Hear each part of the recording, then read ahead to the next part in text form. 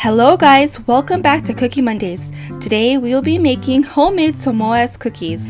And Kawaii Sweet World also joined me on making Girl Scout cookies. She made Thin Mints, so don't forget to head over there at the end of this video. Let's begin! 4 steps. Make the cookies, bake the coconut, melt the caramel, coat the cookies. So in a large bowl, add 1 cup of butter, half a cup of sugar, and if you don't have a handheld mixer, feel free to use a fork like what I did. And once you're finished mixing, you're going to grab 2 cups of all-purpose flour, half a teaspoon of baking powder, half a teaspoon of vanilla extract, 1 tablespoon of milk. Then grab your fork and continue mixing until everything is well combined. I ended up using my hand to finish mixing, but you can use a wooden spoon. I took some parchment paper and placed it on the table, and then took another one and placed it on top of the cookie dough. And then I just rolled it out because I found that it was easier to roll it out with parchment paper rather than flouring the surface. So once I finished out rolling the cookies, I took off the parchment paper and took my round cookie dough cutter and cut the cookies. Then I took my 1M icing tip and I just placed it in the middle and made holes. If you don't have that, you can use any other item that you may have available. Next, I removed the extra dough that I didn't need to put the cookie onto the baking mat.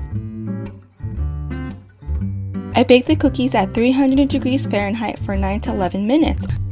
So I allowed the cookies to bake for about 2 minutes on the pan, and then I took 1 bag of sweetened coconut, placed it on another cookie sheet, and I spread it out, baked it at 350 degrees Fahrenheit for 10 minutes. If you keep it in any longer, it will burn. I took 1 bag of caramel and 1 teaspoon of milk. I microwaved it for about 15 to 20 seconds.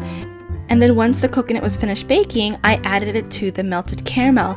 And I just mixed everything in until everything was well combined. Then I took my cookie and I placed the caramel coconut on top. It may take some time to put the coconut caramel on top of the cookie, but it's well worth the wait. I melted some chocolate and I took a spoon and just spread it around because the cup was too tall for me to dip it in.